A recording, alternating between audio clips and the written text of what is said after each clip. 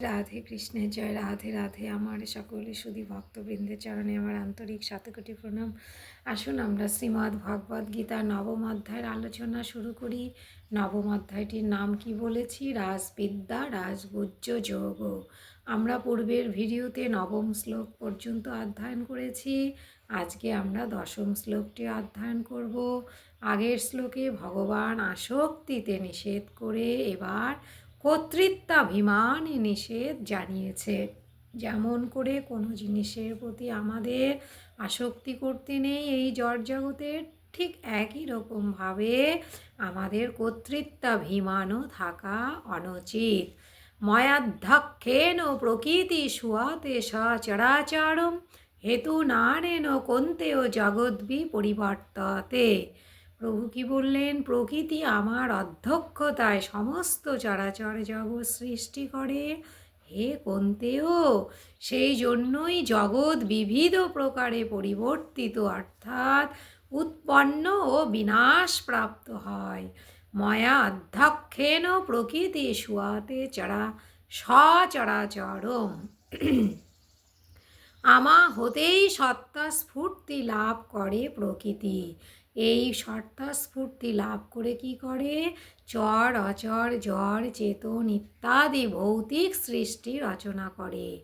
যেমন বরফ জমা বলুন বা হিটার জ্বলা বলুন, ট্রাম ও ট্রেনের আনাগোনা বলুন, যেটাই বলুন না কেন, বা কোনো জিনিস উপর নিচ করা বলুন, হাজার হাজার মাইল দূরের কথাই বলুন না কেন, এই যে চলচ্চিত্র দেখা, শরীরের কথা মানে শরীরের মধ্যেকার যে সমস্ত আপনি ছবি, সেগুলো পর্যন্ত কিন্তু আমরা তুলে নিতে পারি।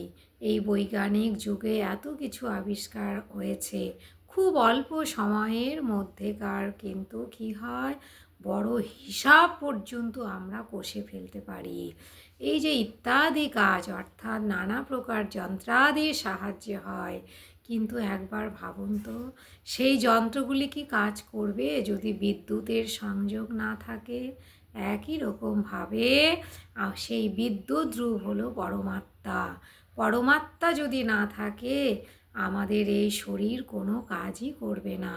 তাই বিদ্যুতের শক্তিতেই সেই যন্ত্রগুলি কি করে? শক্তিশালী হয়ে ওঠে।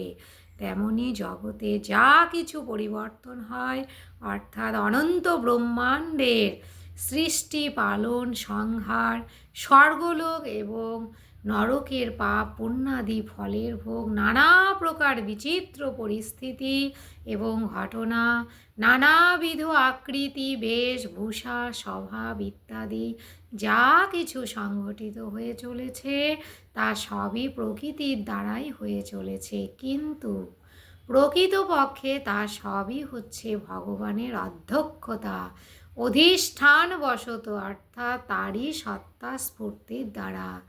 ধরুন এই যে মোবাইলে ভিডিও করছি আপনাদের সকলের কৃপায়, মোবাইলে যদি চার্জ না থাকে ভিডিও করতে পারবো কি? পারবো না।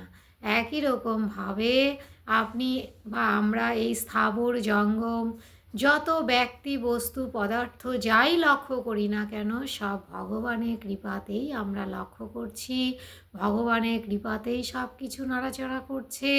সুতরাং আসল যিনি অধ্যক্ষ তিনি হলেন স্বয়ং পরমাত্মা, ভগবান শ্রী রাধে কৃষ্ণ।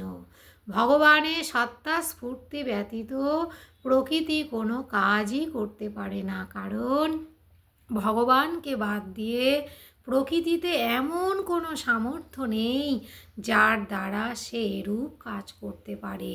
ঠিক যেমন করে চার্জ না থাকলে মোবাইল সুইচ অফ হয়ে যাবে, তাই কি প্রয়োজন? সঠিক সময়ে চার্জে বসিয়ে দেওয়া প্রয়োজন।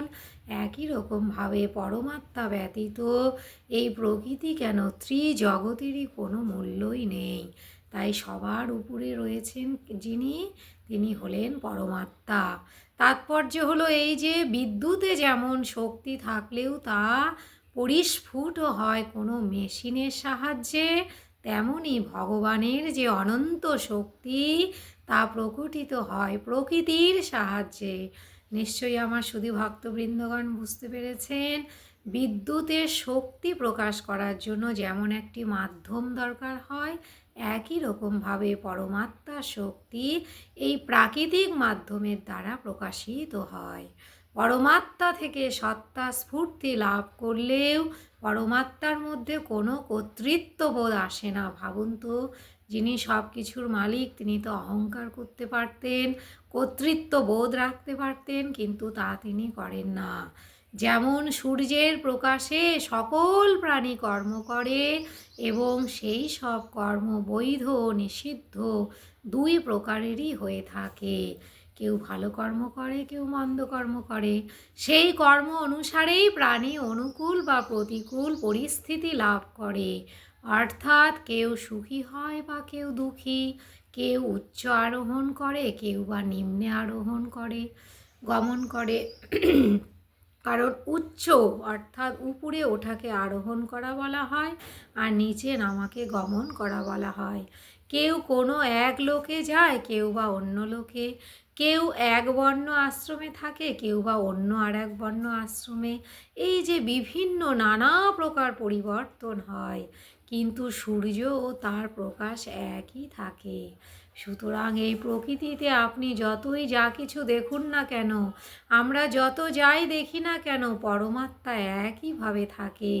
কারো পাপেরও ভাগীদার পরমাত্মা হন না, কারো পুণ্যেরও ভাগীদার পরমাত্মা হন না। ঠিক যেমন করে সূর্যের প্রকাশিত আলোয় আমরা কেউ পুণ্য কর্ম করি, কেউ পাপ কর্ম করি, কিন্তু সেই সাজা কি সূর্য পায় না। তাই সূর্যের সেখানে কোনো কর্তৃত্ববোধ থাকে না।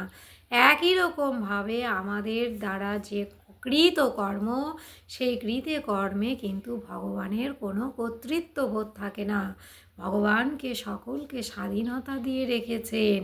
এবার আপনাকে বেছে নিতে হবে যে সেই স্বাধীনতার আপনি সৎ ব্যবহার করবেন না অসৎ ব্যবহার করবেন। দেখুন, তাতে কিন্তু ভগবানের বিন্দুমাত্র পার্থক্য হয় না। তেমনি জগতে নানা প্রকার পরিবর্তন হয়, কিন্তু পরমাত্মা এবং তার অংশ জীবাত্মা একভাবে বিরাজ করে। তাই তো আমরা দ্বিতীয় অধ্যায়ে লক্ষ্য করেছি, প্রভু বলেছেন অছেদ্যয়ম দাহ্যয়ম ক্লেদ্য শস্য এবচ নিত্য সর্বগত স্থানুরচল অয়ং সনাতন। অর্থাৎ এই জীবাত্মাকে ছেদন করা যায় না, অস্ত্র দিয়ে তাকে কাটতে পারবেন না, জল ভেজাতে পারে না, বায়ু শুষ্ক করতে পারে না, অগ্নি দহন করতে পারে না, কারণ জীবাত্মার সৃষ্টি হলো পরমাত্মা থেকে। তাই আমাদের সদাই সজাগ থাকা উচিত। ভগবান এত মহামূল্যবান জিনিস আমাদেরকে দিয়েছেন, এই জীবাত্মা। আমরা যদি ভগবানের দেওয়া এই মানব শরীর দিয়ে জীবাত্মাকে সঠিক পথে পরিচালিত করতে পারি, অর্থাৎ আমাদের মন বুদ্ধিকে সঠিক পথে পরিচালিত করতে পারি, তবে একদিন অবশ্যই আমাদের জীবাত্মা পরমাত্মার সঙ্গে মিলিত হবে এবং অবশ্যই গোলক বৃন্দাবন ধাম, অর্থাৎ গোলক ধাম যেখানে রাধা কৃষ্ণ সকল ভক্তদের নিয়ে বাস করেন, সেখানেও আমাদের জীবাত্মা চলে যেতে পারবে। এবার আসুন গীতা মাহাত্ম্য নিয়ে আলোচনা করি। গীতা নামানি বক্ষামি গুজ্জানি শ্রীণু পাণ্ডব কীর্তনা সর্ব পাবানি বিলয়ং জান্তি তৎক্ষণাৎ। শুনো পার্থ, গীতা কত গুজ্জ নাম ধরে, সেই গীতা নামে দেখো সর্ব পাপ হরে। শ্রীমদ্ ভগবদ গীতার যে 18টি নাম আছে, সেই নাম অধ্যয়ন করলে সমস্ত পাপ কিন্তু ক্ষয় হয়ে যায়। এবার আমরা পরবর্তী ভিডিওতে অবশ্যই সেই নামগুলি শ্রবণ করব। খুব ভালো থাকবেন। জয় শ্রী রাধে কৃষ্ণ।